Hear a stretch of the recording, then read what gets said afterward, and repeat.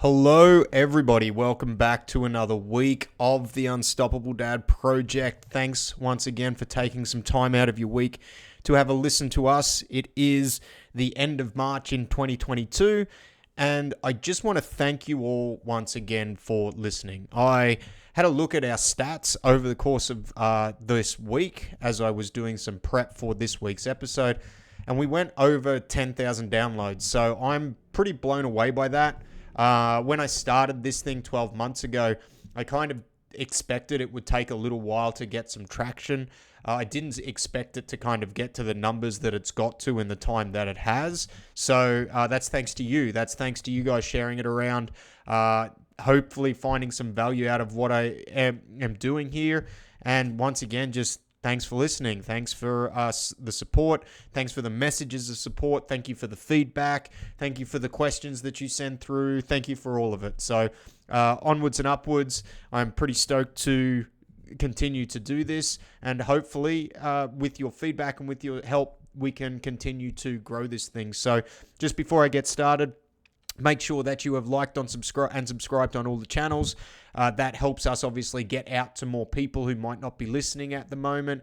And also to jump on the socials and like us. So at The Unstoppable Dad on Instagram and The Unstoppable Dad on Facebook. While you're on the Facebook page, we have a free Facebook group there that you can go and you can add yourself into if you like what you're hearing and you want to be part of the bigger community. So this week I want to talk about how nothing we ever do in life is linear, especially when it comes to success or perceived success. And one of the reasons I want to talk about this is I've had now 2 conversations with 2 good friends of mine this week, just in regards to the happenings of the last couple of years specifically, but life and success and moving everything forward. And it doesn't matter whether it's business, whether it's life, or whether it's training. Like, nothing's ever linear.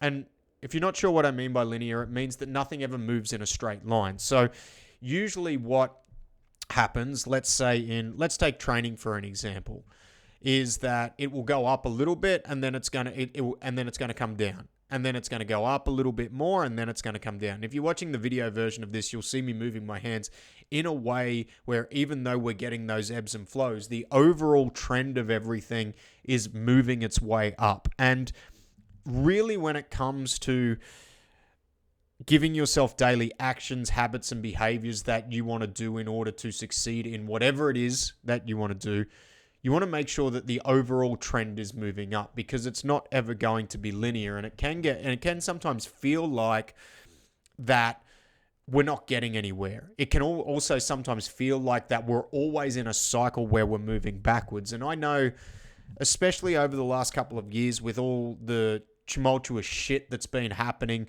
within the world, like external circumstances, some of it internally, how I've been processing those external circumstances and responding to them, it can sometimes feel like we're never, ever getting anywhere and we're forever going backwards. And it's really about ebb and flow and learning how to deal with those retractions or those retracements so that we can get things moving forward, and the overall trend of what we're trying to achieve is moving up in a good direction. And there's a couple of things that I've been thinking about after those conversations I've had, and also looking at what's happening within my life at the moment, where I've got to look at, how I'm measuring success in any aspect of life, and also what time frame I'm looking at things over. Because if we're looking at things on a very short time frame, and it may be a short time frame depending on what we're talking about, may be a couple of weeks, it may even be a couple of months, it might even be like a year, right? Because we can have a bad year and not have a bad life, because that year might be a year of retracement when it comes to, say, business or personal life. It might be a year where we've been inconsistent with our training, but that doesn't mean overall and over a lifetime of 60, 70, 80, 90 years, it's going to, we're having a bad life, okay? But when we look at things and we look at trends, we've got to kind of look at like, is this retracement something that's been ongoing? Am I taking action to actually move things forward again? Or am I just accepting that things are bad and they're going to stay bad and I can't get out of it? Like, am I riding the wave rather than trying to paddle out of it? And that's the thing. Like, when we look at the time frame, sometimes we just have to take that retracement in order to move forward. In strength and conditioning and in training, there's a style of training at which usually, like for us in our programs, we use it with beginners, and it's called linear periodization. And basically the way it works, to break it down in a nutshell, let's say, for example, we're starting with somebody who's never lifted before. And they might start with let's say a back squat with an empty barbell on their back. And each week we add a little bit of weight. Or each time we do the movement, we add 2.5 kilos. So they might be doing this movement once a week, twice a week, or whatever the case might be. But let's say they're adding 5 kilos a week. And they just keep adding 5 kilos a week. And what that does is that allows them to gain technical proficiency in the movement. It allows them to kind of understand their body and how it responds under load without overloading their body. And then it also creates a foundation so that when they get into their later years, or their later years of training, they have a very strong, solid foundation. So what happens is you continue to add that 2.5 kilos a session, 5 kilos a week, until it gets to the point where you can't do 3x5 or 5x5. Everyone does have a slightly different variation of this. It doesn't really, in my experience, it doesn't really matter. If you're an absolute beginner, I think 5x5 is probably good because the volume will help you become more technically proficient at the movement. 3x5, if you're a little bit more advanced, you might get a little bit more out of doing less sets. But anyway, you'll get to a point where you can't do the 5x5 at a particular weight. So what do we do there? We actually take a step back. So we reset 3 weeks. So let's say 15 kilos, and then we start that again. And then we start and we continue to add that 5 kilos a week. And what happens in essence, if somebody is a beginner with this particular thing, is they will continue to go past that plateau where they stopped, and they'll go and they might be maybe 10 or 15 kilos over that, and then they'll find the same thing will happen again. So let's say, for example, the first reset was at 60 kilos, we drop back down to 45, and then they go up, they might get to 80, right? Same thing happens at 80. They're unable to get their 5x5 out with good posture and position. Then we reset 15 kilos, so we go down to 65 and we start that climb again. Then they might get to, say, 90, and then we reset again. And then they might then only get to 90 again. And at that point, we would then probably determine that linear periodization template that we've got has given them all they can give. So we change the training stimulus. We change the type of program that we're on, and we evolve from that. Now, the reason I mention that is because if we take that philosophy into everything else that we do in life, there's going to be times in life where we need to take that reset, and life will generally throw that reset at us. So whether it's business, whether it's life, whether it's training, there's going to be an ebb and a flow.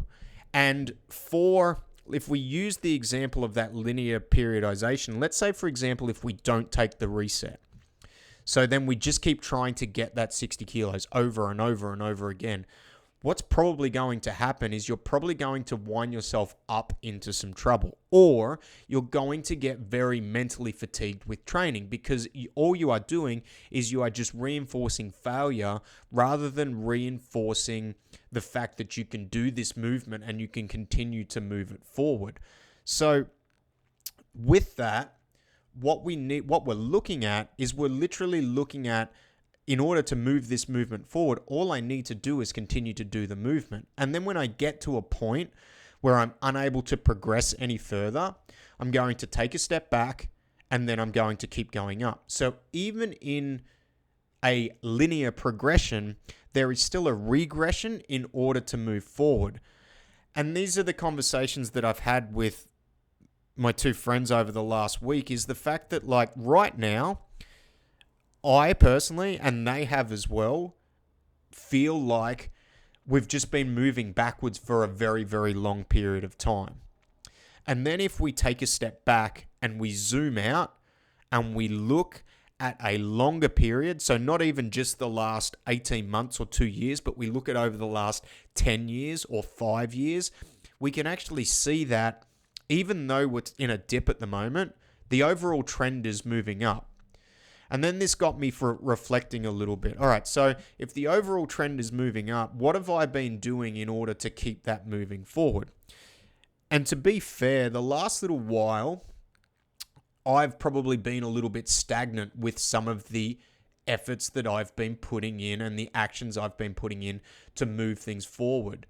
And I've kind of been riding the wave rather than trying to paddle out. And it's something that I think we all get stuck in, and I think it's an element of pride because something works for us for a particular amount of time and it works for a while, and then we kind of think that it should keep working because we get good results from it.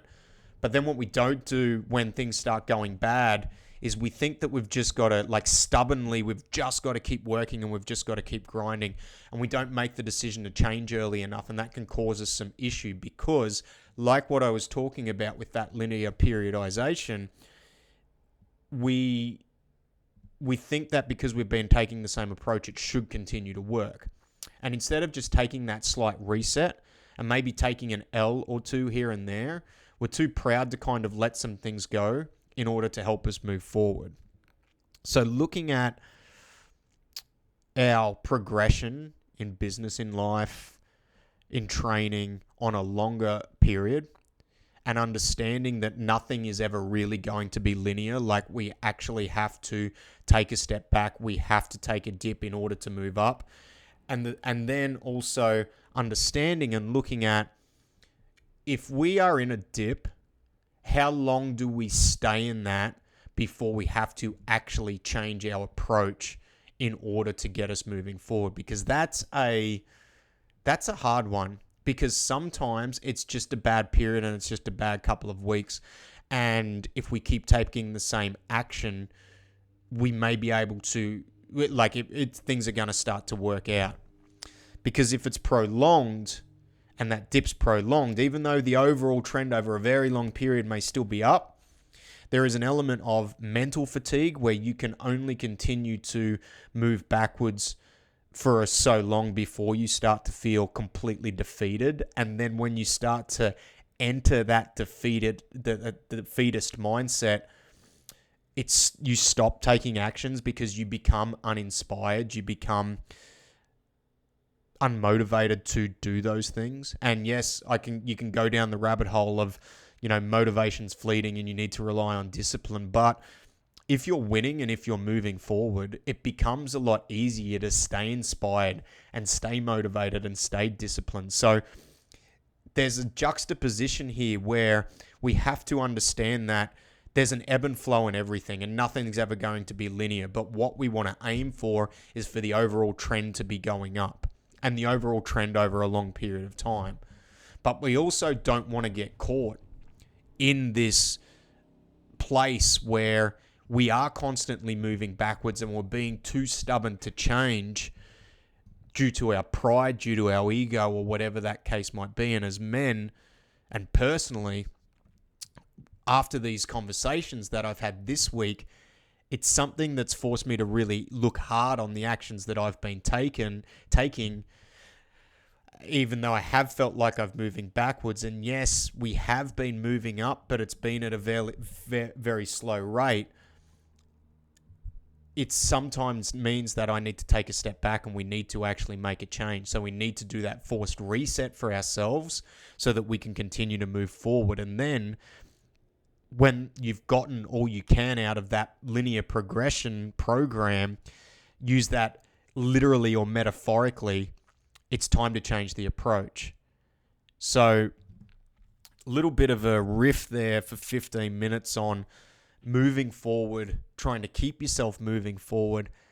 And if you feel like you're moving backwards, how long do you wait before you make a change? They're very hard questions and things that I battle with all the time, because I'm all for positivity and patting yourself on the back, and on one side of it, looking at look how far we've come over the last 20 years as a person, and evolved as an organism, and a training, like in our training physically, mentally, emotionally. But then if you go through a hard year or a hard couple of weeks, like how long do you give it where you keep taking the same action before it needs to change? Because there's going to be a point where if you continue to move backwards and you just feel like you're on skates and you can't get any traction to move forward, where potentially taking that same action needs to change. And it's a very interesting conversation. Let me know if it's something that you struggle with. It's something that I struggle with all the time, because I'm very stubborn, I'm very pig-headed, and I'm very determined to make things work. But there is a point where, even though things have been moving forward, when they start to move backwards, how long do you let them move backwards for? So take care out there. If you need any help, please reach out. Obviously, we've got training programs and everything like that as well. But if you wanted to go and jump into our private Facebook group, you can go ahead and do that on our Facebook page. So thanks so much for listening. I appreciate your time. I'm out. See you next week. Bye.